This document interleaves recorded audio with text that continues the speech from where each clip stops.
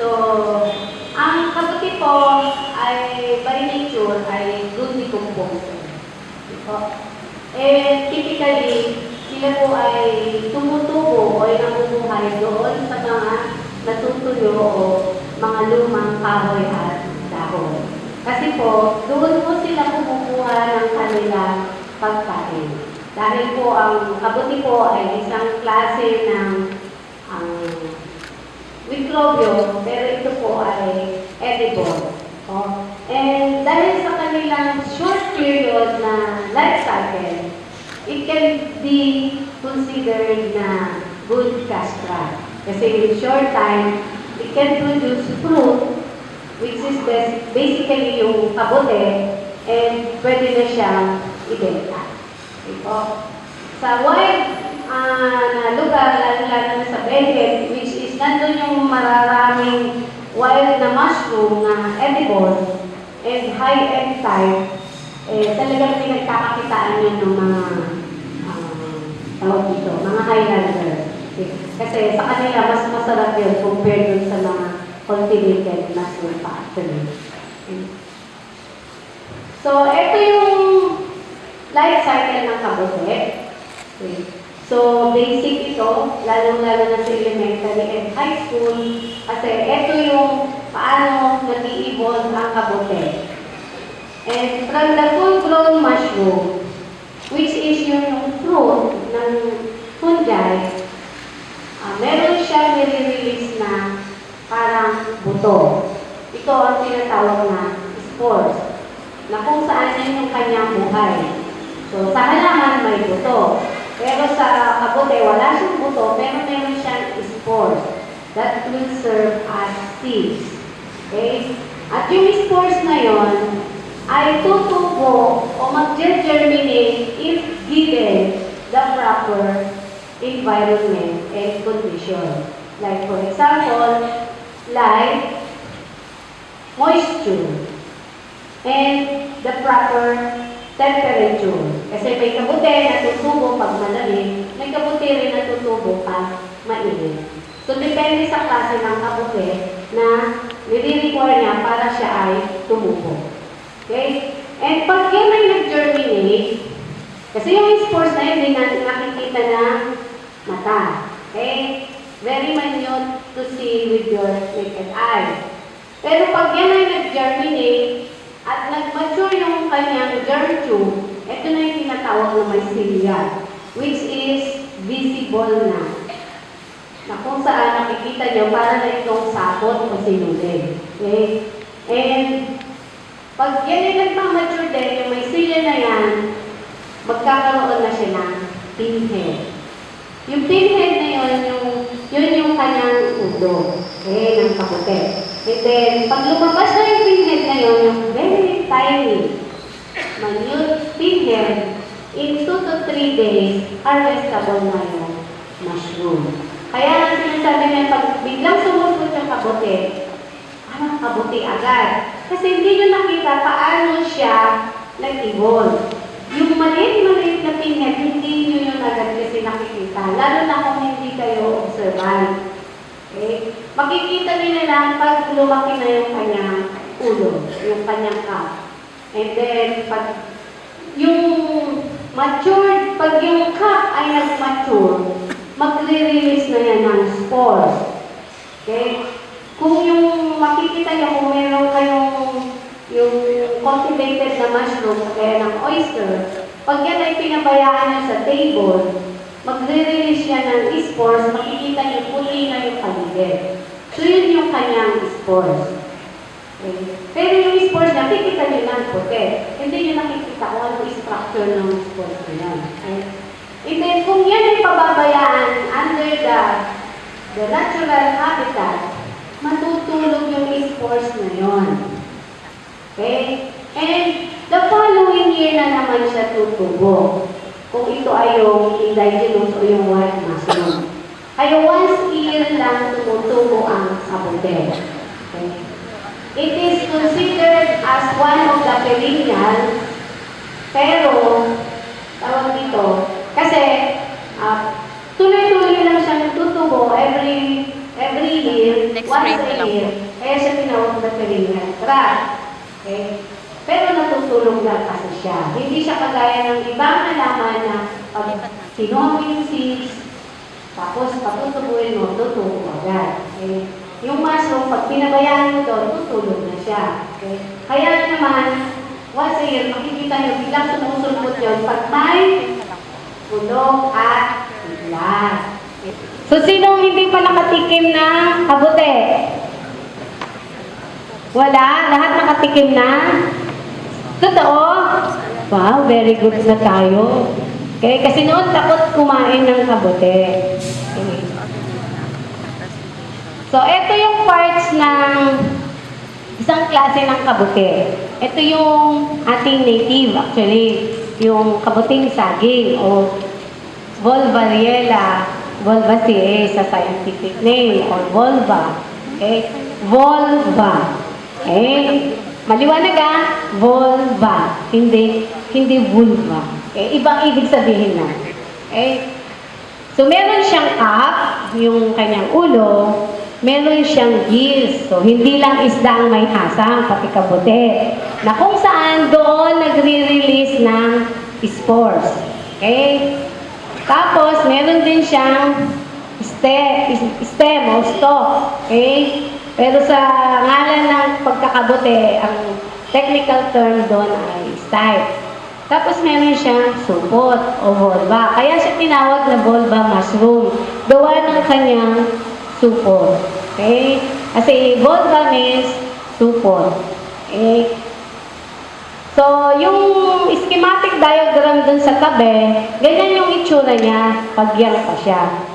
Lalong-lalo na pag young, balot na balot yung kanyang cup ng supot. Okay? Para siyang, ito yung pinatawag na bottle stage.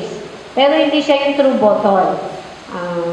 Kasi nare-rapture yung kanyang supot pag siya ay nagmamature. Next. So, ito yung mukha ng industriya ng kabute sa ibang bansa. So, kung titingnan natin, wala dyan yung Korea and Japan, which is, isa din sila sa malaking producer ng kabute. And, ginagawa nilang itong industriya kasi yung mga available na raw material sa kanila ay nandun na at mura pa. Kaya they make use of them for mushroom production. Lalo-lalo na yung Malaysia and Thailand. Yung China, ginamit na rin nila yung ibang mga alternative na agri-waste kasi nagkakaubusan na rin ng sodas. And kung titingnan natin yung China, they cultivated the tenga ng daga way back AD 600 pa. And they started to produce also the spring mushroom AD 800 pa nag-start. Okay? And their average production reached as much as 60,000 tons noong 1978. At ngayon po ay malaki na yung kanilang production, which is talagang sila yung #1 exporter ng kabute, which is over 1 million tons na. And ang nakikinabang po doon ay hindi lang growers, including traders and yung mga tawag dito sa employment. Kasi sa production, hindi pwedeng wala kang empleyado. Okay? Lalo na pag commercial. And for Thailand, they are one of the biggest producer of straw mushroom. And they are shipping their mushroom in can. Okay? And tayo ang isang recipient ng kanilang kabuting saging. Okay? Sa Malaysia, humahabol ang Malaysia for the production ng tenga ng daga. Ngayon ho, sila na ang supplier ng Ganoderma. Okay? Doon ho kumukuha yung ating mga entrepreneurs na nag-venture sa Ganoderma. Okay. Korea, so nag-ship na sila sa atin ng winter mushroom at king oyster. So bagsakan ng Pilipinas ng kabute. Okay? Kasi yung industriya sa kanila ng kabute ay napakalaki. Hindi kagaya sa atin. Ngayon, bakit? Tingnan natin ano ba kasi yung production ng Pilipinas. Okay, bago yun. Ginawa naman nila yan kasi because of yung nutritional benefits. Sa kanila kasi, nung una yan, hindi naman for business. Sa kanila, pangkain nila mismo. Kasi sila ay vegetable eater. Okay? Mataas ang consumption nila ng vegetable. Pag kakain man sila ng karne, mas marami pa rin yung vegetable. Hindi sila nagsiserve ng karne na walang side dish na gulay. Yung experience ko nga sa Korea, pinakain na kami ng pinakain ng mga iba-ibang klaseng side dish ng gulay, tsaka isinerve yung main course. Busog ka na. Makakain mo pa. Hindi na. Diba? Pati kanin. Huhuliin nila yung kanin at karne. So, nabusog ka na ng karami-raming side dish na gulay. So, bawas ang consumption nila ng kanin at karne. Kaya naman sustainable sila sa rice. Kasi, yung consumption nila ng rice, konti. Compare sa Pilipino, isang kanin pa. Diba? Tapos konting ulam. Kasi sa atin, pag hindi karne, hindi ulam. Yun yung problema sa Pilipino. Kaya naman, ang consumption natin ng gulay ay napaka-konti.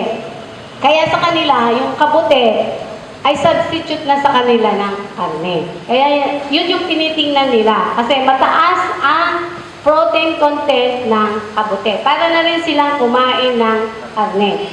Okay? Next. So, kung titingnan mo, bakit masyadong mataas ang consumption nila ng kabute? Kasi yung protein content ng kabute is comparable sa beef. Okay? Wala dyan yung beef. Okay? Yung soya bean and mushroom, pareho sila. Which is yung soya bean kasi, pinopromote din yan as substitute ng karne. Which is, pareho sila halos ng kabute. Okay? Next. And, ito yung isang benefits ng kabute, medicinal. Okay? Sa kanila, pag kumain sila ng kabute, they feel healthy. Kasi, yung kanilang benefits on the medical side. Okay? Lalong-lalo na yung shiitake. Bakit kumakain ng Hapon, Koreano, Chinese ng kabute, ng shiitake? Kasi sa kanila, yung shiitake, hindi lang ulam, kundi gamot. Okay? Kaya napakataas ng consumption nila ng shiitake. And isa sa mga kabute na talagang medicinal, ang kanyang value is itong Ganoderma. Kaya na-promote itong Ganoderma na to purposely for medicine. Hindi siya pangkain, hindi siya pang-ulam. Okay? Kasi matigas yan. Binoboil yan for tea or ginagrind for capsule making or hinahalo sa kape. Okay? Kasi ang kanyang value ay napakarami. Lalong-lalo na yung cancer at saka yung sa diabetic. Kasi doon siya mas lalong effective sa cancer.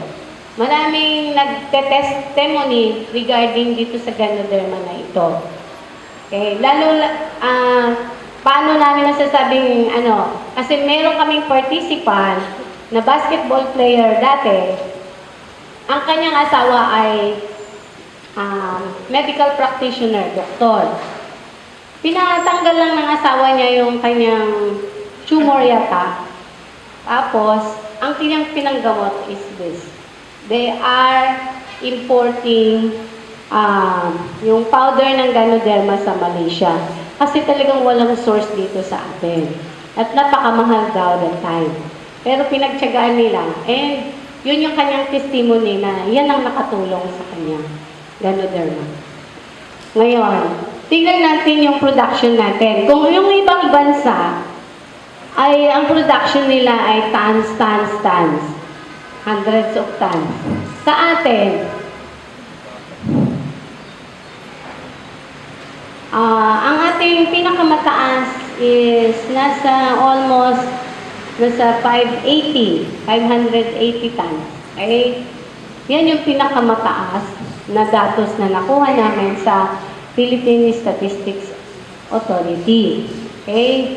At pababa, pataas, pababa, pataas. Yan yung production natin. And maraming factors. Bakit ganyan yan? Okay? Ang isang factor dyan is, ang pagkakabuti kasi is hard labor.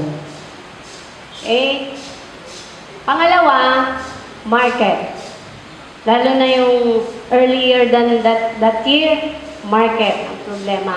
Kasi ang Pilipino hindi nga palakain. So yung mga producers, nakikita nila yung advantage. Kaya lang, ang hirap ibenta kasi walang tumatangkilik. Bihira yung tumatangkilik. At mostly tumatangkilik niyan, yung upper class. Eh ang upper class, kukunti naman sila sa taas, di ba? Mas marami dito sa lower class. Eh, hindi naman mabili-bili yung kabote. So, yung ibang producers, lalo na yung nag-i-start, hihinto na. Okay? Pangatlo, na dahilan, mataas ang presyo natin. Pricing, compared dun sa mga imported. Kasi, hindi mo masisisi. Meron kasi tinatawag na law of supply and demand. At meron tayo ring ugali na pag tayo nag-business, gusto natin bawiin agad yung puhunan sa unang bentahan. Hindi kagaya ng mga incheck, maliit kita. Ay, maliit mata, malaki kita. Yun ang kanilang di ba? Joke. Pero yun ang katotohanan. Medyo mataas tayong magbenta compared sa ibang bansa. Kasi mas kukunti kasi yung production natin. Next.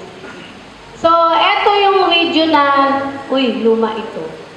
Kasi yung Calabarzon bumagsak. Mataas yung Calabarzon actually. Yung Calabarzon sila ang highest producer.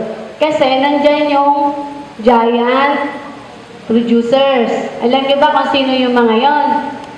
Nandyan si Tagaytay, yung mushroom burger. Which nag-operate sila 1970s, early 70s.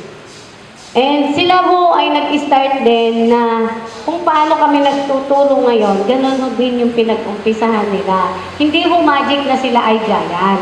Nag-start din sila, nagda-drum-drum lang din sila. At ang unang farm nila, actually hindi farm, yung unang ginamit nilang production nila sa Tondo. Pero nakita ng may-ari na may potential dito, bumili sila ng lupa sa Tagaytay. And doon na nila pinalaki. So, bago tayo pumunta sa teknolohiya, meron po tayong ibang katanungan. Sige lang. So, si Sir. Sa nutrition aspect. O yung element. Meron nagsasabi na ang mushroom ay high content sa uric. Totoo ba yun? Actually, yun yung sinasabi. Pero, ang ano ko na lang doon, sana tinigilan na ng mga ibang bansa ang pagkain kung mataas ang uric acid. Kasi nakita ko naman kahit matanda na kumakain pa ng kabute sa ibang bansa. Okay, so, ang ano ko lang kasi doon, kaya tayo nagkaka-uric acid, mataas yung meat intake natin. Which is yung meat intake, yun yung isang causes actually ng uric acid. Hindi po actually yung protein lang. The plant protein is digestible.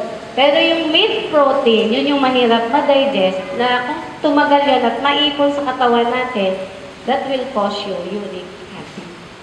Diba? So, yung types ng, merong tanong pa? O, pupunta na tayo sa technology.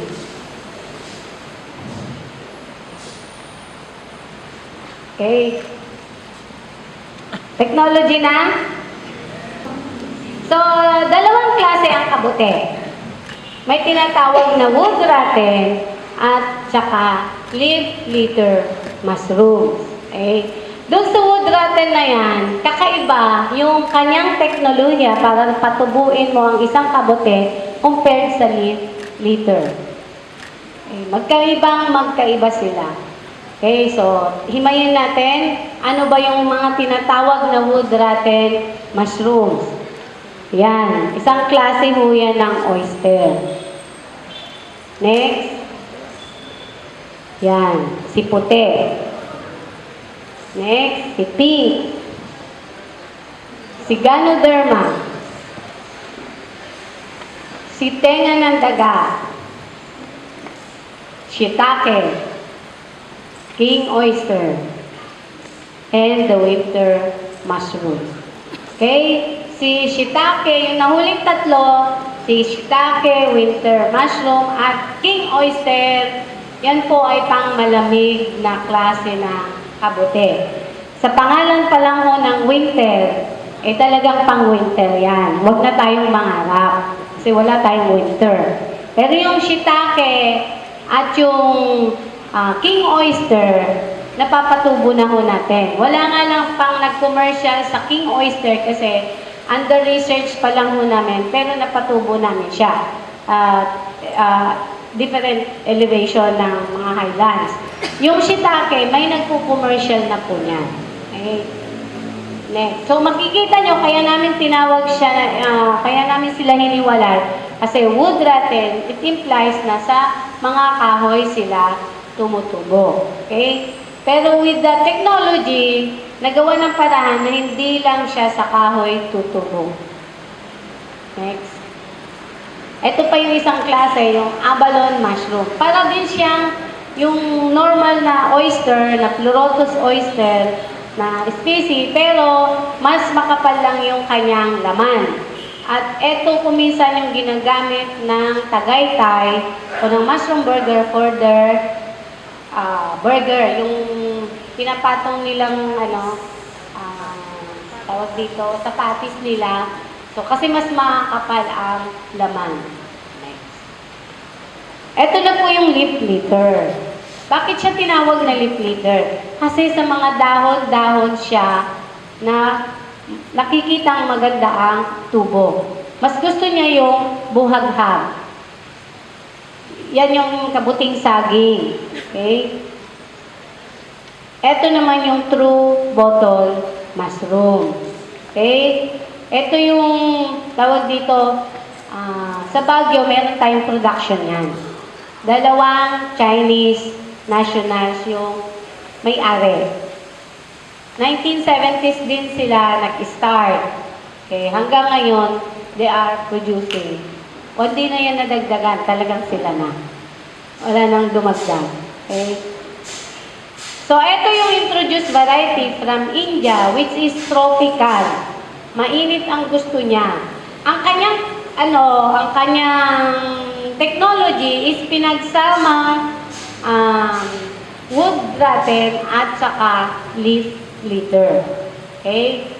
Pinapatubo muna siya o pinapakolonize muna siya sa bag and then saka siya patutubuin mismo doon with the casing ang top. So, similar siya sa bottle.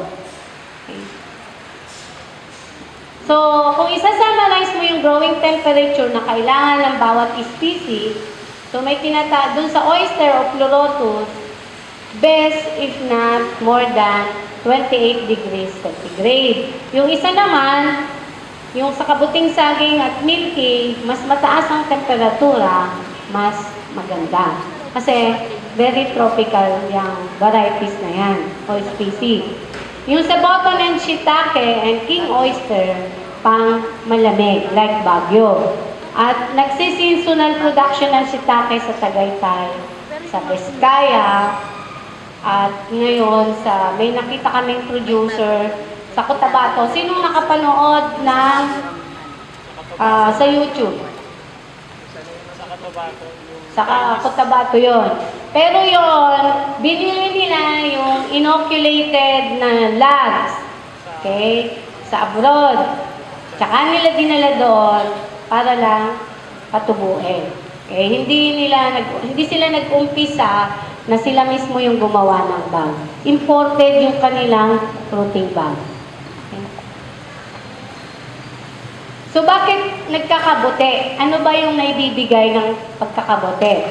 So yung pagkakabuti actually is napaka-importanting cottage industry sa rural areas. Kasi pwede siyang magbigay ng additional labor or employment and job generation and income, alternative income.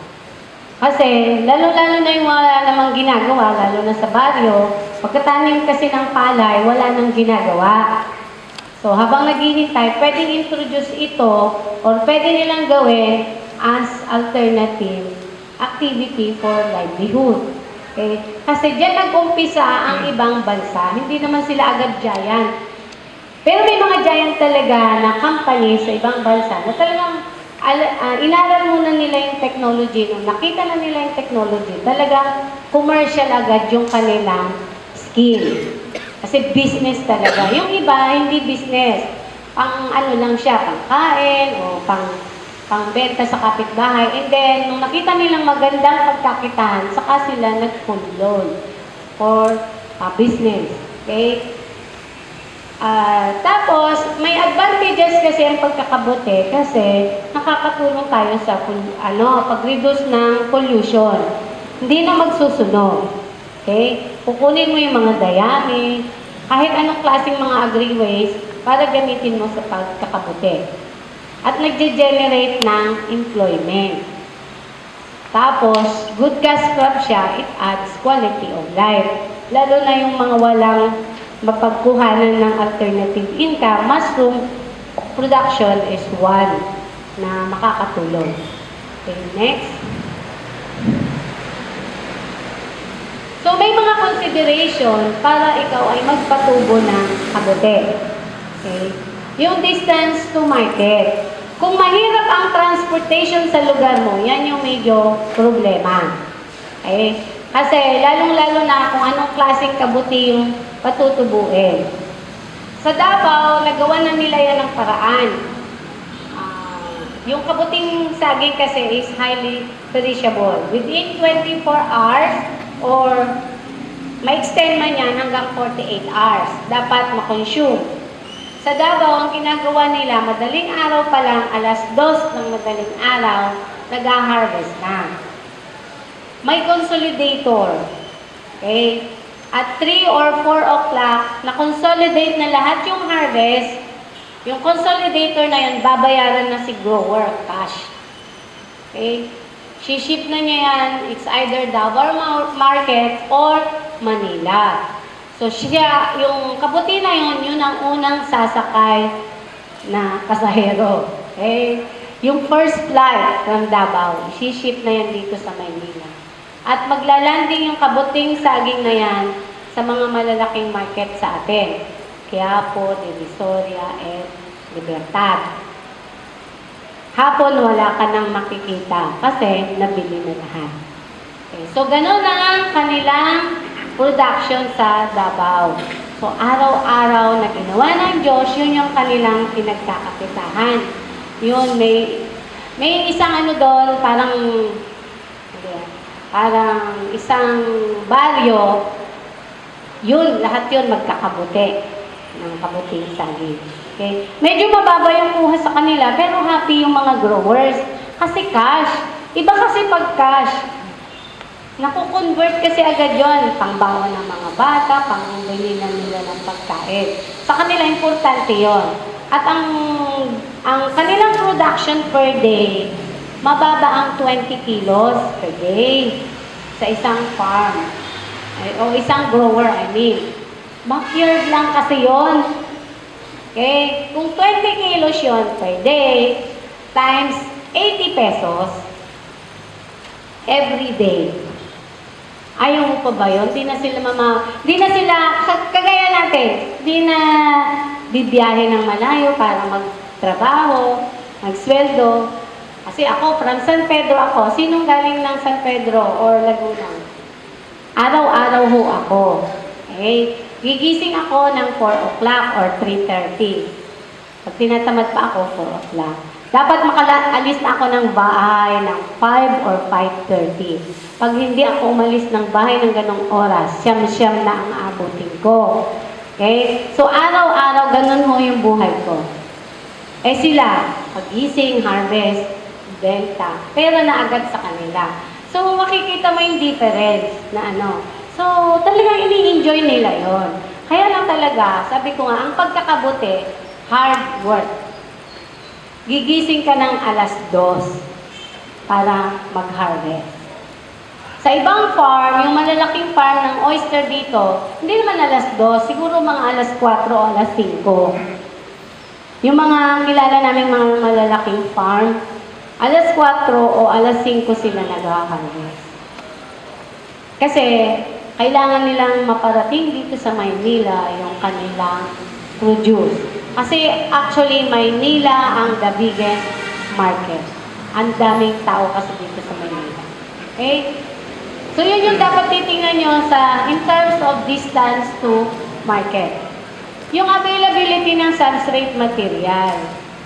Kung ang sinasabi noon na kung sa oyster, ang basic substrate material ay kusot at wala naman na tayong punong kahoy na marami, pipilitin pa ba natin ang kusot? Hindi na. So, gumawa kami ng alternative na pwedeng patubuin yung mga kabute, lalo-lalo na yung oyster. Pwede kasi yung dayami. Okay. Not 100% na dayami, lalagyan mo rin ng konting kusot. At least, na-minimize mo yung paggamit ng kusot. Noon, sinasabi, ang kusot ng nyog, hindi pwede. Hindi na ma-explain bakit hindi pwede. Yun yung big question mark sa akin nung bata pa ako dito sa bureau. Bakit kaya hindi pwede yung kusot? Ikusot din naman yon. Kusot ng, tawag dito ng nyog. Yun pala, sa kababasa ko, kaya naman pala hindi pwede kasi acidic. At ang kabute, ayaw niya ng maasim. Sa babae, mas maganda yung maasim, di ba? Yung may asim pa. Oh, aminin. Magagalit yung mga babae, ako may asim pa. Pero sa kabute, ayaw niya ng asim. Kasi hindi siya tutubo, ayaw tumawa, napakaseryoso. So, yun, nagagawa ng paraan. Hindi lang basta pwede sabihin, hindi pwede. May paraan yan. So, sa transportation, yun, nasabi ko na rin kanina. So, ngayon, marami na tayong mga transportation means noon yan, problema. Siguro ngayon hindi na. Pero ito yung napaka-importante, yung climate. Pag mainit, huwag niyong ipilit na patubuin nyo ay button. Pero kung mayaman kayo, gusto nyo mag-aircon yung kabutinin nyo, why not? Diba? So, yun lang yun. Pero pag pang malamig, huwag nyo nang ipilit dun yung kabuting saging kasi kahit anong gawin nyo, hindi siya tutubo. At yung availability ng clean water. So, hindi naman siya kagaya ng mga palay na kailangan ng talagang irigasyon. Hindi naman. Kasi minimal naman yung water requirement niya. Basta importante, malinis yung tubig. Hindi sa kanal. Next. Basta importante, lalong-lalo na pag yung mga ang growing house nyo ay indoor, ay yung mga mushroom nyo ay indoor, kailangan yung temperature, ventilation, and sufficient light. Kasi pag total darkness, pangit ang tubo ng kabute. So, eto na yung technology natin. From the fresh mushroom, which is nandun yung pinakabinhe, manggagaling dun yung binhe, kailangan nyo ng fresh mushroom. So, tatanungin nyo, paano yung mga nagbibili sa supermarket? Gusto ko kasing patubuin, mag-isolate, lalo na pag natuto na kayo ng pag-isolate. Gusto ko kasing mag-isolate ng shiitake. May nakita akong magandang shiitake sa supermarket. Pwede ba yun? So yun kasi, kailangan pag sinabing fresh mushroom, at least 48 hours from the picking of mushroom. Hindi yung 48 hours from the shelves of supermarket. Hindi po ganon. Kasi, kung lalo na kung ito'y galing ng abroad, ilang araw na yun na harvest bago nakarating sa supermarket. Okay? From the fresh picked mushroom, at least 48 hours. More than that, hindi na po pwede. Okay? Mataas na po yung contamination. Okay? So, from that fresh mushroom, kukuha ho ng small tissue doon sa loob ng kabote. At ilalagay doon sa artificial culture media, which is the potato dextrose agar, na kung saan gagawin nyo po mamaya. And then, pag yun po ay natubo na, ilalagay na po siya sa grains. Okay? Yung grains na yon, ito yung iba-ibang klaseng butil. Pero normally, ang ginagamit namin dito is either sorghum or wheat. Okay? And then, dahil wala nga siyang buto, yung sorghum na yon o yung wheat na yon na grains, yun yung magsisilbing buto ng kabote. At yun yung gagawing pantanim. And pag yun ay napunta na siya sa last stage, tutubo na yung kabote. Ngayon, yung technology na yun, o yung cycle na yan, hihimay-himayin natin. Okay? Step 1. Yan yung tinatawag na tissue culture. Yan yung first step. Okay? Sa first step, sabi ko nga kanina, kailangan ng fresh mushroom. Using sterile forceps or needle, which dati kasi i-slicing yan ng, tawag dito, ng scalpel, ipipik ng needle. So, maraming instrument na ginagamit. Yan yung talagang step noon. Okay? Pero minodify namin to lessen yung pag-touch doon sa tissue ng mga instrument. Kami, using sterile forceps, yun na yung forceps ang pangkuha nun sa tissue, kukurot ng maliit na tissue from the fresh mushroom, yun na yung ilalagay doon sa bote. So, nakaiwas o nakabawas na 1 step. Tapos, ilalagay na yan, i-incubate under room temperature. And in 7 to 9 days, halos mapupuno na yung bote. And pwede na siyang gamitin after 14 days. Okay? So, yan yung tissue culture isolation. Step 1. Sa step 2, sabi ko nga kanina, wala tayong buto ng kabote. Spores lang. So, pag meron ka ng napakuluan o napasingawan na grains, so tatamnan mo na ngayon ito ng pure culture. So, remember, naggawa tayo ng pure culture sa step 1. Dito na siya kailangan. Okay? So, mag-i-inoculate na tayo. Okay? Kukuha kayo ng maliit na plug o maliit na tissue nung mycelia na yon, ilalagay sa grains. Okay? Next. So, normally, ganito yung ginagamit. Improvised na chamber. Kasi may high-tech niyan. Yan yung tinatawag na laminar flow. Pero hindi rin namin ho agad yan require. Kasi ito rin, medyo may kamahalan din. Okay?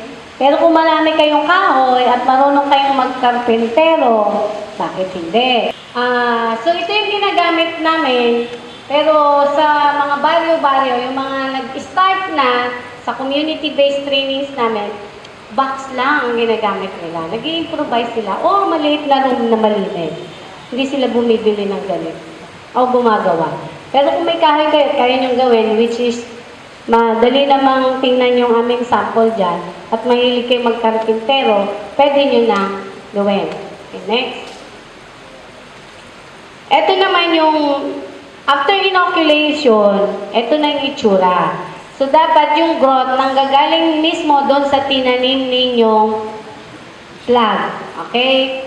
Kasi kung nanggaling yan sa outside nung tinanim ninyo, ibig sabihin, contaminants. Okay? Next. After ng 14 days, on the 14th day, ganyan na yung itsura. Ready to use. Okay, ready for inoculation na siya.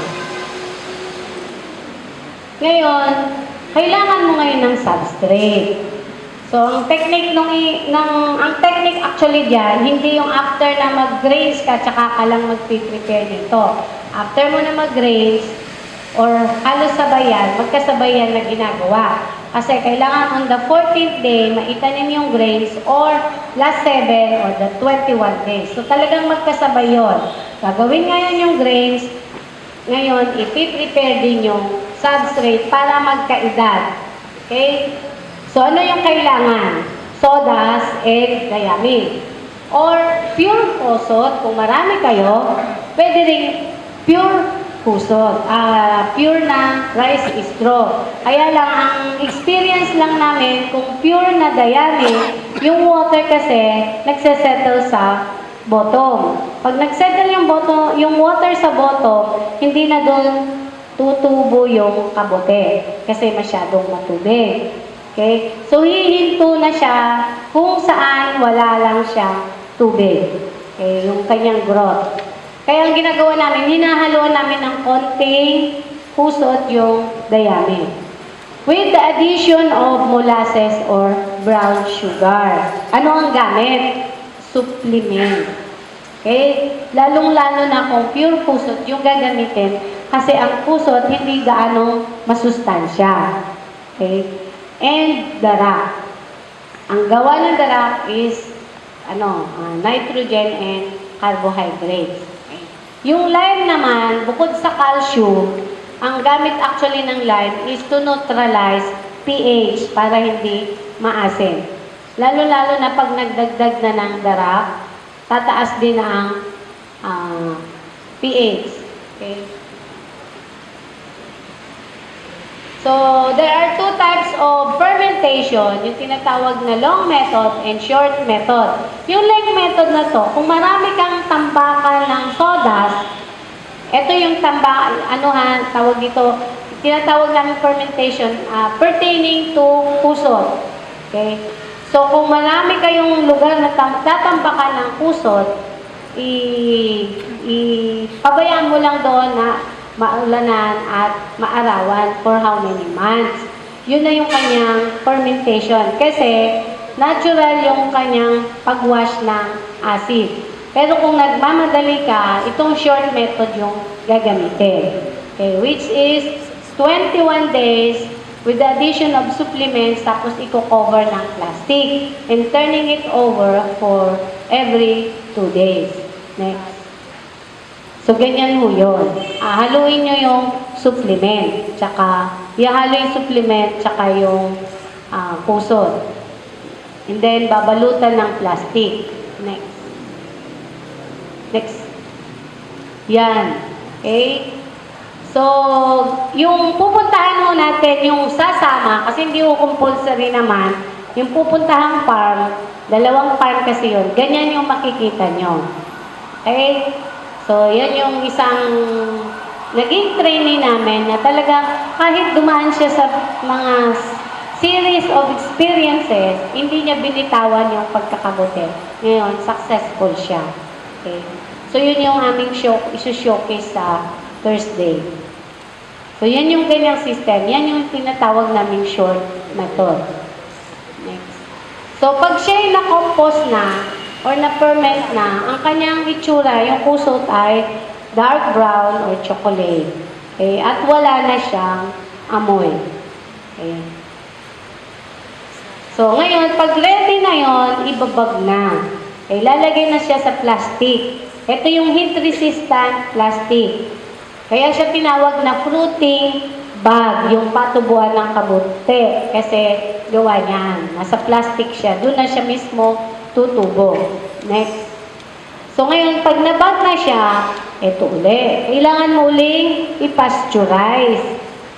Pag tayo na nag-i-start pa lang, ang nire-recommend namin as backyard, drum. Ang drum kasi can contain at least 60 to 70 na bags. Okay? Na yung standard namin na 1 kilo per bag. So, pag autoclave yan, it takes 1 hour.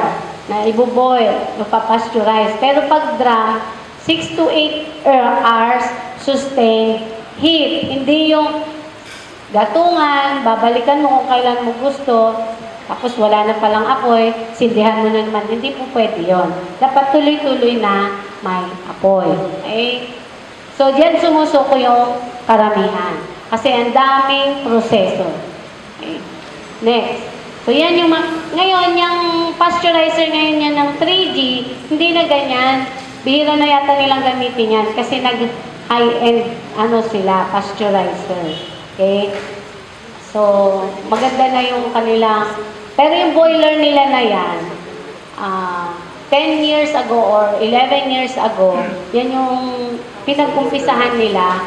It can accommodate at least 300 bags.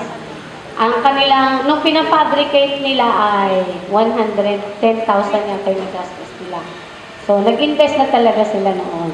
Pero ngayon, hindi lang yun yung investment nila. Yung malaki yung boiler nila. Ang ganda-ganda. So, after na may sterilize, ayan na po. Tatamnan na po ng binhe, yung buto. Okay, yung grains nila na na-prepare, dyan na ho gagamitin. So, malulus yung grains na yan, tapos bubuhos na lang doon sa protein bag. Which is, gagawin nyo din po yan. Okay. Kung wala kayong gagawing bag, wala kayong tatamnan. At pag wala kayong tinamnan, wala kayong iuuwi. Kasi lahat ng gagawin nyo sa inyo. Yun yung inyong, kumbaga, yun yung fruit of your labor. Next. So, after na matamnan, i-incubate o pagugulangin. Okay? Kung minsan, depende kasi sa panahon. May maigsi, kung minsan 25 days, tutubo na. Kung minsan naman, umaabot ng 45 days. Depende sa klase ng kabuti at sa aggressiveness ng inyong binhe. Lalo na kung bata pa yung inyong binhe, aggressive yun. So, parang kabataan din, pag bata pa talaga, aggressive. Hindi ako bumabenta. Okay? Next. Pag yan po ay magulang na, pag talagang nakuha na niya yung maturity niya, sa ayaw at sa gusto nyo, lalabasan ng bunga. Okay? So, tutubo at tutubo yung bunga pag matured na siya. Okay? So, kahit hindi pa ho yung sinasabi namin 30 to 45, pag talagang yan ay napaaga, kahit 25 days, bubunga ho talaga. Yan. Okay? So, yan na yung production. Ngayon, during production, paano mag-maintain? So, yung kanina, yung incubation, wala kayong gagawin. I-imbak nyo lang doon. Pababayaan nyo lang yun doon. Wala kayong gagawin. Ngayon, pag nagbunga na, yun, may gagawin na talaga kayo. I-manage nyo na yun for you to harvest yung talagang maganda. Kasi pag hindi nyo rin minanage, kahit sinasabi namin na ito yung pwedeng anihin at ito yung pwedeng kitain, eh hindi nyo ho makakamit. Okay? So, yan, mini-maintain nila yan, minu-water nila. Pag mainit, 5 times a day. Pag medyo malamig o tag-ulan, tama na yung 2 times a day. Kaya lang, bago ho kayo mag-dilig, yung dilig na hindi dilig ng kagaya ng halaman, spray lang yan o sprinkler. Okay? So, ha-harvestin muna lahat ng harvestable. Okay? Wag yung didiligan yung malapit ng ma-harvest o bago kayo mag-harvest, diligan kasi ho mag-a-absorb ng tubig. Pag in-absorb na niya yung tubig kasi na-harvest nyo agad, madali hong mabulok yung kabote. So, baka hindi pa nakarating, baka nasa inyo pa lang, nag-iumpisa ng mag-deteriorate. Okay? So, wag naman yung isipin na para bumigat. Malas po yun sa negosyo. Okay? So, dapat to isipin ninyo yung paano kayo uunlad. Okay? Next.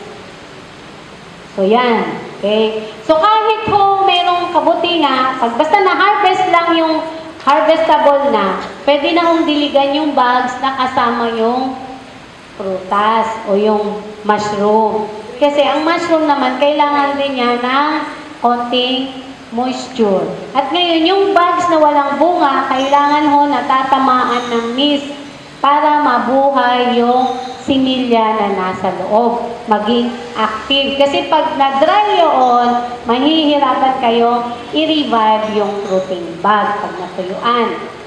Next. Yan. Ito yung Ganoderma. Ngayon, ito naman ay bakit nakatayo? Kasi po ito ay dayami ang ginamit. Kaya normally, pag dayami, medyo malalaki yung plastic nila, no? Tapos, ang salansan nila, shelves. Para ma-maximize din yung area. Kaya lang nakatayo siya. Bakit? Kasi lalong-lalo, dun sa observation namin ha, pag dayami kasi, napipipi. Kaya, balik mo dun sa previous. Yan. Kung patang-patong yan, at dayami yung gagamitin mo, hindi pusot, so madali mayupi. Okay? Kaya yung iba, ang ginagawa nila, hiwa-hiwalay. Kung ganyan ang orientation ng bags nila, hiwa-hiwalay. May clip, may distansya. Kasi nga, pag nagpatong-patong talaga yan, mayuyupi. Kaya yung iba, mas gusto nila nakatayo. Yan. At ang napansin namin sa dayami, ang bunga niya mabilisan. Marami. Minsanan halos. Lalo-lalo na pag first fruit. Kaya ang ginagawa ng iba, binubutasan nila maraming holes sa paligid ng plastic. Kasi pag bumunga talaga minsanan halos. Pero tas yung iba naman, naalisan ng plastic, hinuhubaran. Okay? So, tapos babasahin yan, pag nagbunga, para siyang ganyan, flower base, all over the surface ng bag, tutubuan na kabote.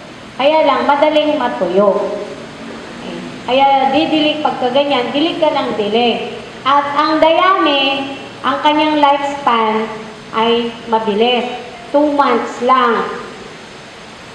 Pag tinatubuan mo ngayon, in 2 months, halos wala ka ng ma-harvest. Ang kusot kasi, it takes, ang shelf life niya ay 4 months to 5 months. Okay? Yung iba pinipilit hanggang 6 months. Pero yung yield doon, declining. So, gaganon na siya. Okay? Next. So, ito yung ventilation system. Kung may nagplaplano sa inyo na gagawa ng house, at talagang gagawa kayo kahit kubo pa yan, ito yung magandang system, ventilation system. May butas sa ilalim, may butas sa taas. Bakit? Kasi ang cold air papasok sa baba. At ang hot air, alam naman natin, nasa taas. So, para makalabas. So, iikot, magsisirculate ang cold air, ilalabas ang hot air. Kasi kung ang butas mo lang ay nasa taas, maiipon yung init kahit sabihin mong may ventilation. Kaya kung minsan, ang makikita mo na yung bags ay puro may silya. Kasi kulang ka sa inflow ng cold air at labas ng hot air. Tapos meron pa siyang provision na vertical na butas para mas yung design kasi na yan, source na lang light at source pa ng yung cold air or clean air. Ito luma na. So, anong gagawin mo pag luma na yung bags? Throw away? O pakinabangan mo pa? Pakain sa vermi. Sino nagbe-vermi composting? For sure, meron. Ayun, isa, dalawa. Alam niyo ba yung vermicomposting? Pag-aalaga ng African nightcrawler. Okay? Pinapakain nyo ng mga tuyong dahon, pinoprocess yun. Okay? Ito, magandang pakain. So, wala tayong nasasayang sa pagkakabuti. From agricultural waste to mass production to vermicomposting. So, lahat ho nare-recycle. Okay? So, or pwede nang i-direct yan na ilagay sa farm, ihalo sa lupa. Okay? So, kung isa-summarize natin yan, from wood rattle to planting bags, to fruiting bags, yung isang test tube, which is normally, pag laboratory kasi na kagaya naming test tube yung aming stock dapat. Okay? So, sa isang test tube, ay kaya niyang tamnan o mag-subculture ka ng 10 boteng lapad. Pero ang gagamitin nyo ngayon ay bote ng lapad kasi iuuwi nyo. Yung test tube kasi, mahal ho yung test tube, di ho namin kaya magpahingi ng test tube. Kaya lapad lang po yung iuuwi nyo. Okay? So, lapad yung gagamitin nyo sa inyong culture. So, ito ho ay example lang. Okay? From one test tube can inoculate a flat drum na 6 na bote. Okay? At ang isang boteng lapad ay kayang tamnan ng 10 bote ng grains. Yan ay magastos na yan. Kung nagtitipid kayo, pwede pang bote. Okay? Ngayon, yung isang bote ng ketchup ay pwedeng tamnan, average ay 20 na bags. Okay? Average po yan ha. Yung iba kasi, pag sa experience ko, sa nakikita ko sa mga participants, pag first time na magtanim, talagang dadamihan nila. Okay? Kasi excited. Or, ang nasa isip nila, para mabilis, natutubo. Okay? Dadamihan nila. So, pag gano'n ang ginawa, yung 15 na yung 20 na sinasabi namin, magiging 15 bags na lang ang kayang tamnan. Or, pag nagtipid naman, pwedeng maging 25. Okay? So, nasa sa inyo yun kung anong gagamitin nyo. Yung bang magtipid kayo o yung dadamihan ninyo. Pero in average, 20 na fruiting bag yung pwedeng tamnan ng isang bote ketchup. Next. Ito sample ng mga houses noong unang panahon. Ganyan yung mga design. Okay? Next. Ito, pag kayo nag-temporary house, pwede naman. Pakikinabangan nyo yan ng mga 2 to 3 years.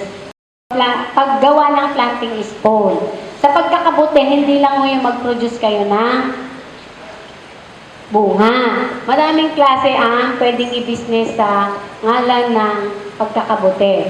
Gaya nitong planting spoon na to, marami tayong producer ng planting spoon na kung saan yun na yung hanap buhay nila 30 years ago. Okay. So, next. So, ito yung sample. Sample lang to ha. Maraming klaseng pwedeng gamitin. Pwedeng yung mga, basta importante, loose. Agricultural waste na loose. So, kagaya ng rice hull. Dati kasi ang rice hull hindi pinapansin. Pero ngayon ho, binibenta na rin ang rice hull. Pero yan kasi ang napakarami. So, kung rice hull yung gagamitin na binhi, or planting spoon, kailangan mo, ito yung rice hull na lumang-luma na. Plus konti dara. Okay? So, ibababad yung ipa for 6 hours. So, sa pagbababad na yon, medyo magkakaroon na siya ng konting amoy. Kasi yung bakterya. Okay? So, ngayon, aalisin mo yung tubig na pinagbabaran, and then huhugasan ulit. Okay? Pag nahugasan na, kailangan wala ng tubig na lumalabas. Sobrang, na siya, napatiktikan na. Tapos, hiyahalo na ngayon yung dara. Pag naihalo na yung dara, tsaka siya ilalagay ulit sa PP bag. Or, pwedeng mga bote. Kasi yung ginagamit ng mga producer natin ng planting spoon, yung business nila ay planting spoon, ang ginagamit nila is mayonnaise bottle. Basta bottle yung gamit nila. Mas yun yung naging kanilang nakagisnan. Kaya ayaw nilang humiwalay sa technology na yon. Tsaka lang nila isasalin yung nagawa ng planting spoon pag kukunin na sa kanila ng mga nag-order. From Vizcaya, Quirino Province, Isabela, Pangasinan. Magkakamag-anak po yun. Yan ang business nila. Gagawa ng planting spoon. Kasi yun yung naging expertise nila. So, isasalin na nila yon, hindi nila isi-ship yung bottle. Okay? Sasalin na nila sa plastic na ordinary. So, yung pag nailagay na kasi sa PP bag or bottle, i-sterilize yun for 4 hours. Okay?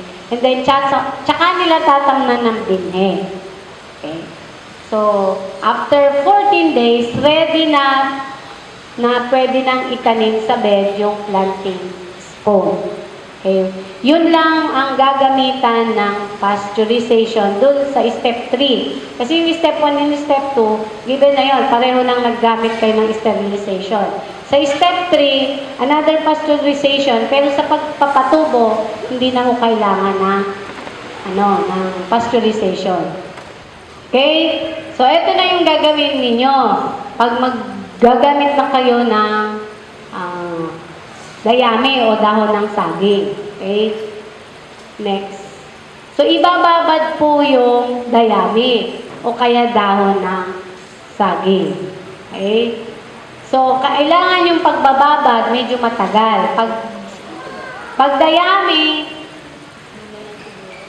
at least 2 days. Hanggang siya, yung talagang lumambot.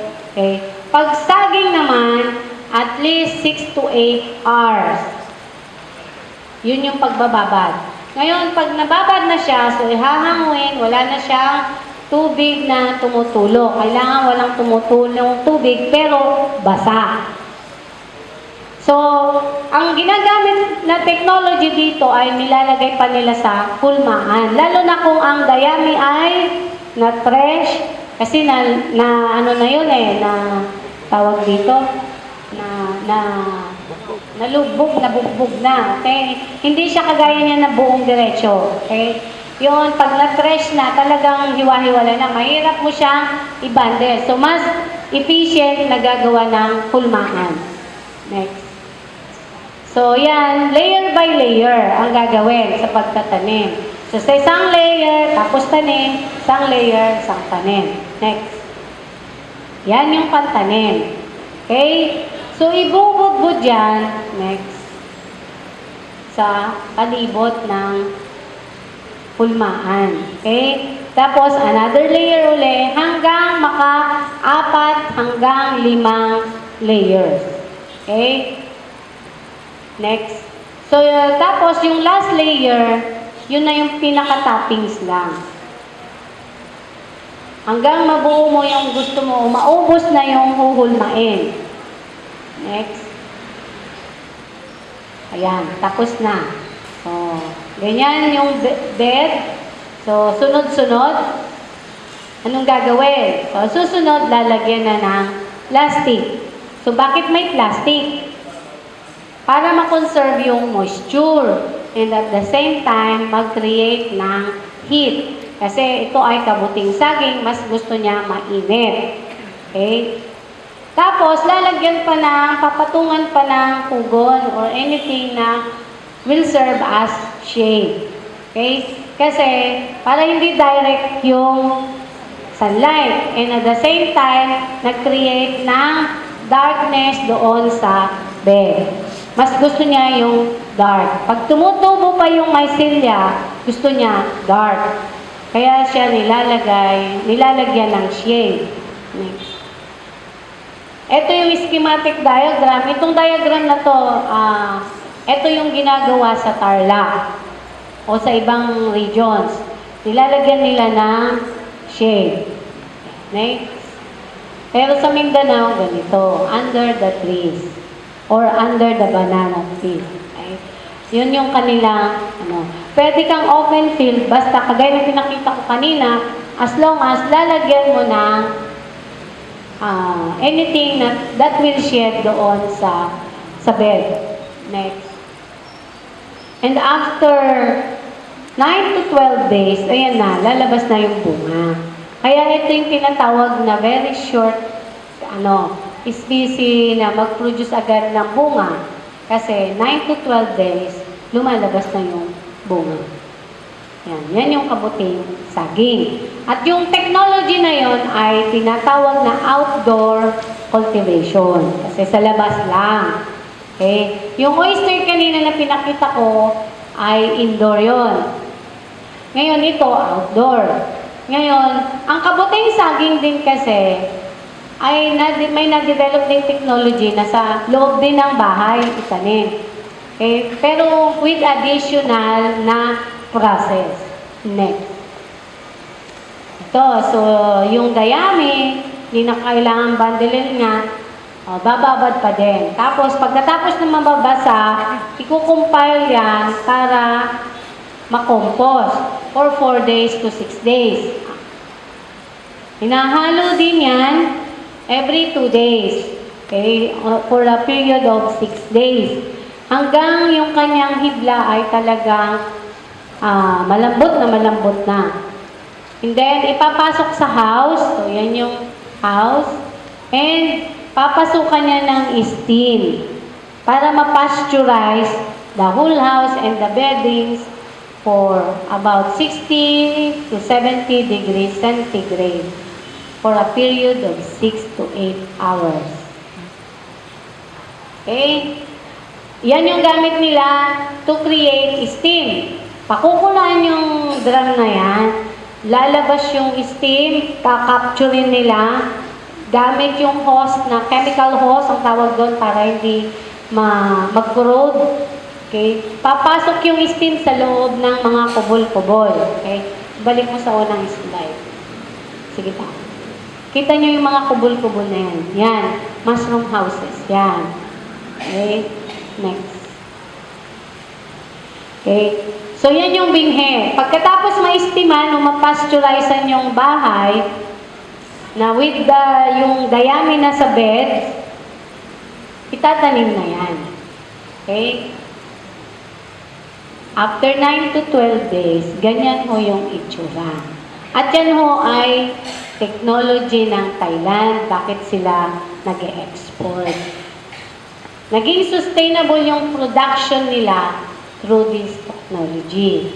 Okay, kagaya nyo, nagtuturo kami ng ganyang technology. So, yung next na slide, ginaya niya. Okay. So, yan yung kanyang first na trial. So, yan na yun. Makikita nyo yung puti-puti. Okay. Yan na yung mycelia. Okay. Tumutubo na siya. Mycelial run. After 9 to 12 days, ayan na siya. Okay. So, nasundan niya yung pinakita namin technology and innovative din kasi yung tao na to. Medyo magaling maglaro yung diwa niya. So, nasundan niya yung technology. Okay? Yan yung experimental time niya ha. Pero ngayon, doble dyan yung naka-harness niya. Next. And, balik mo ulit doon. Sa isa. Isa pa. Sa isa. Doon sa kanina yung may bunga. Isa. Ayan. So, yung space niya, maximize din, hindi lang isang layer. Kagaya sa outdoor kasi, 1 layer lang. Ground lang. Ito, pwede siya hanggang 4 na deck. So, maximize mo talaga yung space. Okay? Kahit sabihin mong nag-invest ka ng pasteurization. Next. And, ang kabuting saging, kung malapit kayo sa Maynila, malaki kita. Kasi dito sa Maynila, 250 per kilo to 300 sa market. At yan yung advantage ng kabuting saging. Yan ang kilalang kabuti sa market. Kahit yung sabihin mong mababang rank, alam nila yung kabuti na yan. Kasi yan yung parang native natin. Okay? So, mas madali siyang ibenta. Next. Yung kabuting, tengang daga, pwede yan sa logs, pwede sa plastic. Yung winter, pwedeng may ginagamit kasi ang Korea na plastic bottle. Okay. Yung Ganoderma, pwedeng plastic bag. Pwede rin logs. Okay. Next. So, ito yung summary ng technology. Pag fruiting bag cultivation o ang tawag kasi sa fruiting bag, ang tawag doon ay artificial log cultivation. So, So, lahat ng klase ng oyster, pwede dyan.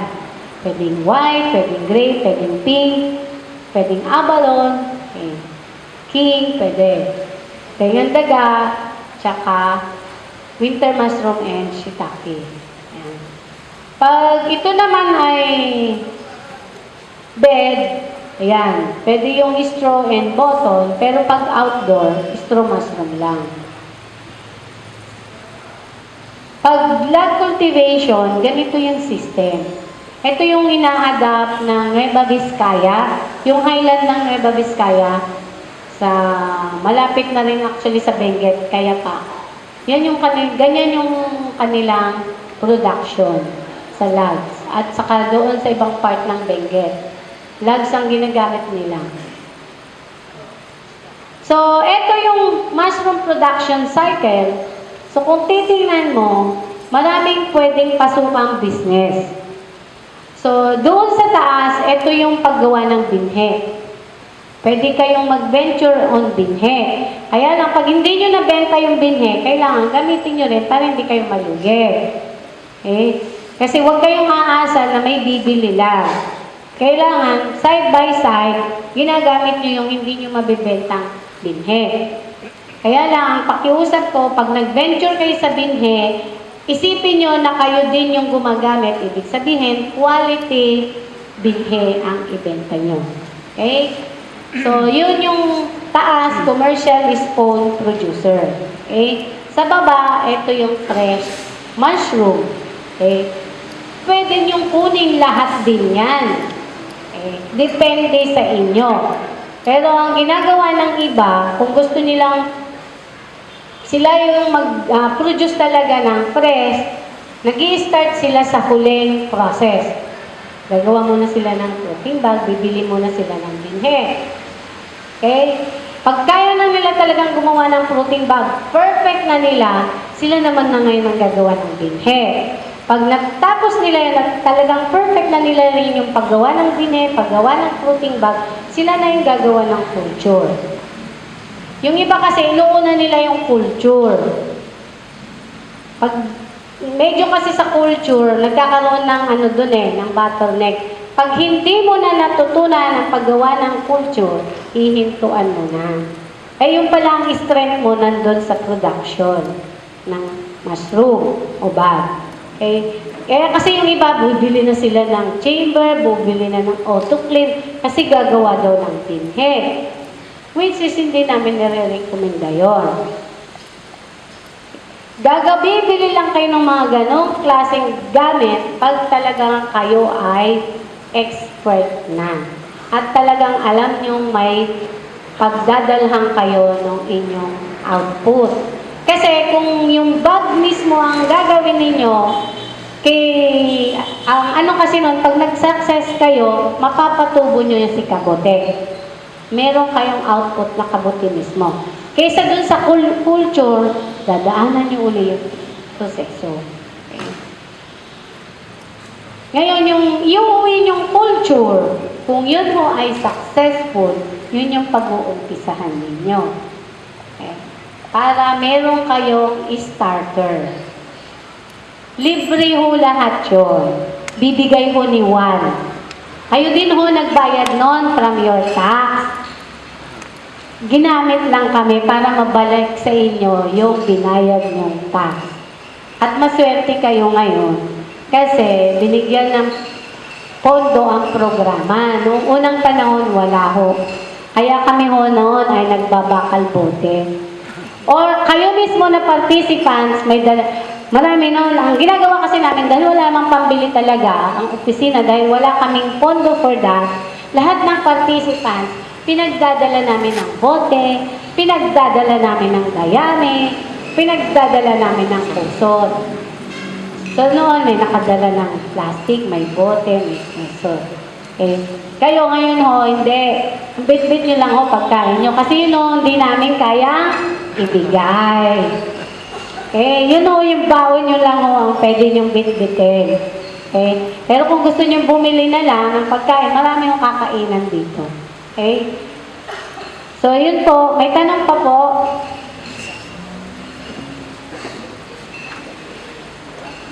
sa lag, nagtuturo po kayo ng lag cultivation. Yung po bang sa lag, ilalagay lang yung mga kahoy na nakahilera? Tutubo na?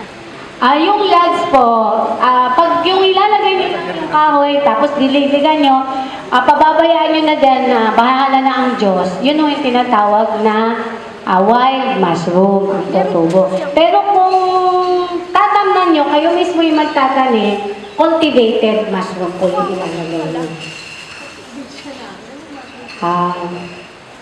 Polypod. Isang klase ho ng gano'n. Okay. Polypod. Okay. Ito yung mga wild. Okay. Ngayon, kung gusto nyo talaga, kasi meron naman kayong source, kasi ang ginagamit kasi ng iba, yung kapihan nila, kailangan nila ng shade. Okay? So, yung pag yumabong na yung kahoy, titriman nila yon. So, yung kinat na branches, yun yung ginagawa nila, production nila ng shiitake doon sa Bengue. Okay? Ngayon, yung pagtatanim ho ng kabuti sa lags, pwede naman namin ituro kung may time pa. Okay. Binubutasan kasi yon. Okay lang ako, kahit bumalik ako other day. Sige. Kung may time sa Friday, pwede kaming mag-demo. Okay? Binubutasan yung lugs na yon gamit ang drill. Para kayo mag-drill ng kahoy o simento. Okay? Doon sa butas na yon, doon yung itatanim yung binhe. Tapos, lalagyan ng seal para hindi lumabas yung binhe. At ang incubation nun, halimbawa shiitake, it takes 1 year to 8 months bago ho tumubo yung kabuti. Yun ho yung shiitake. Kasi po, sa area namin, may nakareding mga lag. Pag yung mga tinutumba ng bagyo, pag yung mga punong tinutumba ng bagyo, mga puno ng mangga, mga nakatenga yun eh. Ang ano po kasi, pag lag cultivation kasi, kailangan po bagong putol.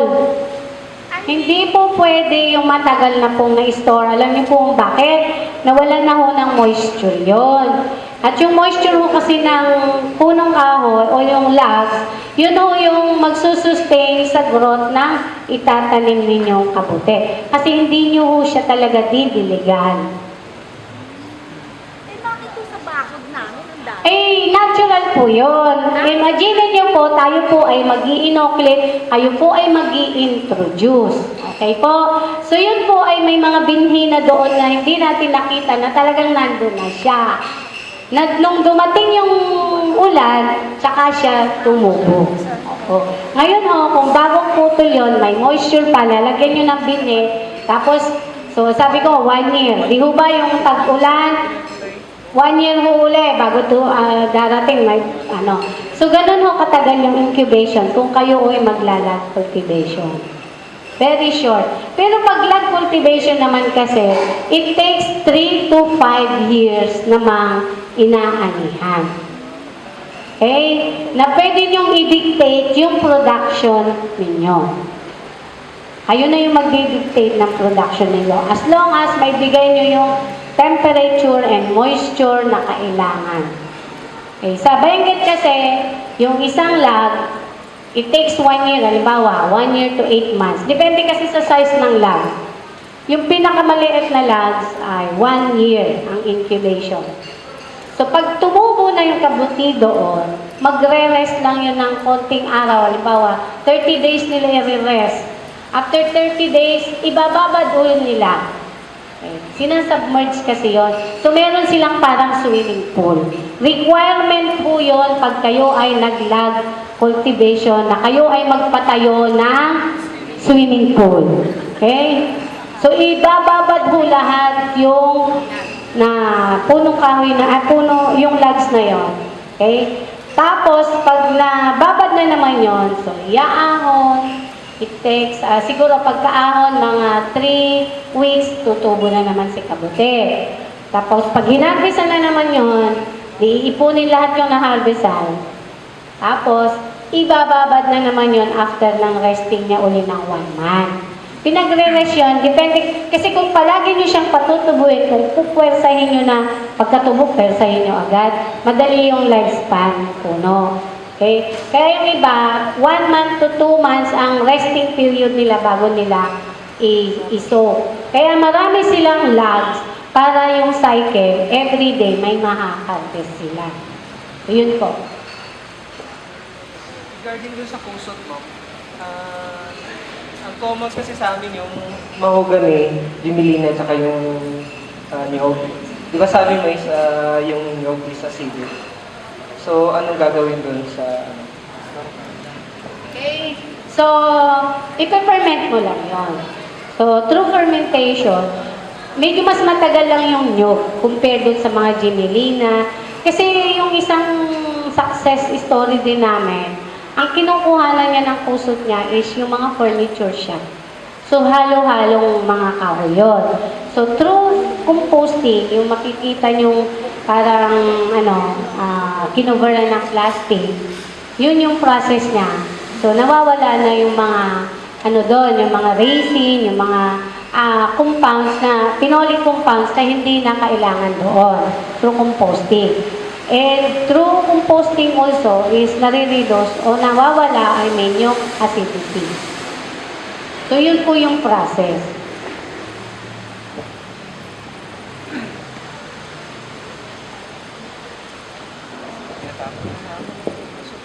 Magandang umaga po sa atin lahat. Kanina po nabanggit nyo na importante ang tubig, yung source ng water. At sabi po ninyo malinis. Ano po ibig sabihin ng malinis? Define ko lang po kasi may farm po ako sa Bataan na upland siya, yung source ng water ng upland ko nanggagaling sa ilog. Ang plano ko sana, i-develop din yun as upland resort. So, pinatest ko yung water, baka pwede kong gamitin sa mga kubo doon. Pero 8 times po ang kanyang ikulay. Pwede po ba yan dito sa cultivation ng mushroom?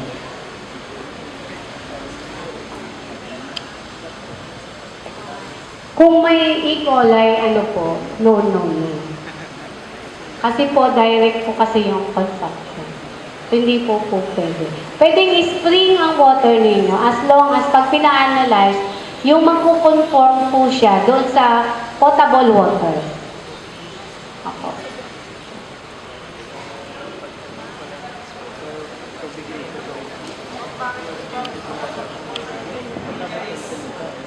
Bakit po ba kapag magko-culture media is sa ram bottle lang, hindi po ba pwedeng sa ibang bote? O bakit ram bottle? Kasi yung surface ng ram, pag pinahiga kasi yan, so lapad. Mas maluwang yung surface area. Tapos kung bote kasi, pag tawag dito, pag pasteurize, mas malaki yung diameter niya. So, yung space. And then, pag pinahiga kasi, kailangan kasi pahihigain para magkaroon siya ng slant, So, makapal masyado yung agar pag round bottle. Kaya, mas nire-recommend namin yung flat bottle para mas manipis yung agar. Kasi the more makapal yung agar, mahirap siyang sukitin.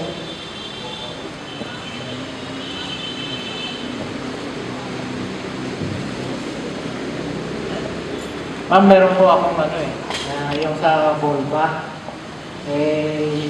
Dinagyan ko po ng casing sa ibabaw. Yung naging lupa ng sodas ay namamatay yung mga pinhead sila nung nabuhay.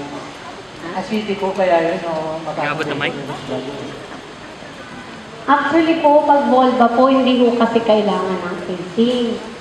So, baka ang naging resulta po nun, nagyan ng casing, hindi na siya nakahinga. Kaya namamatay. Bakit po yung yung lupa ay tumutubo marami naman Pero kasi kung cultivated po siya, hindi kasi siya ganun kasi mas sensitive na kasi yung mycelium na pag cultivated. Compared doon sa natural. So, basta po wala kaming nakita talaga na nag-commercial na nilagyan po ng casing. Kasi doon sa niya. Kasi kailangan niya ng air space to breathe. Remember po, ito po ay leaf litter.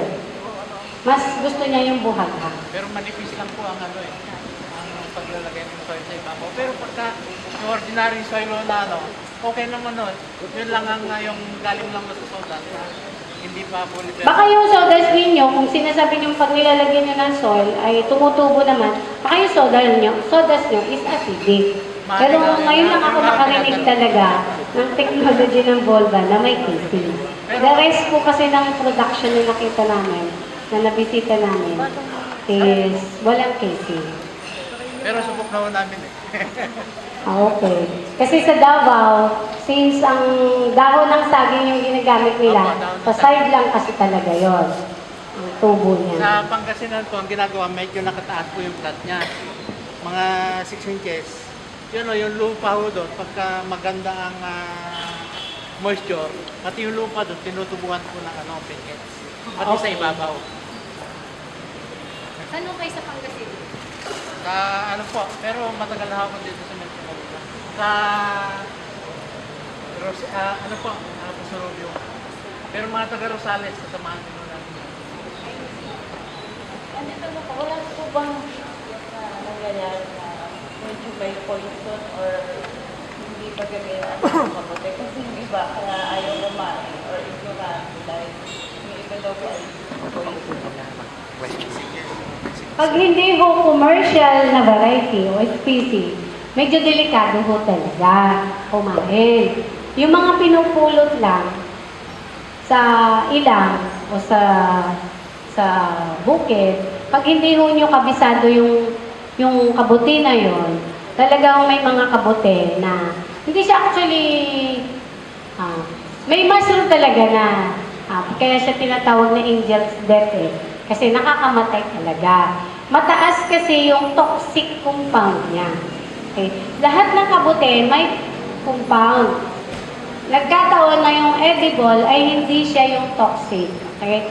So the rest, yung mga nakukuha sa ilang ay may mga toxic compound. Ngayon, ang nire-recommend na lang namin talaga, lalo na kung hindi naman talaga kayo o hindi nyo kilala yung mushroom at pinupulot lang sa huwag nyo kainin. Kasi talaga medyo delikado.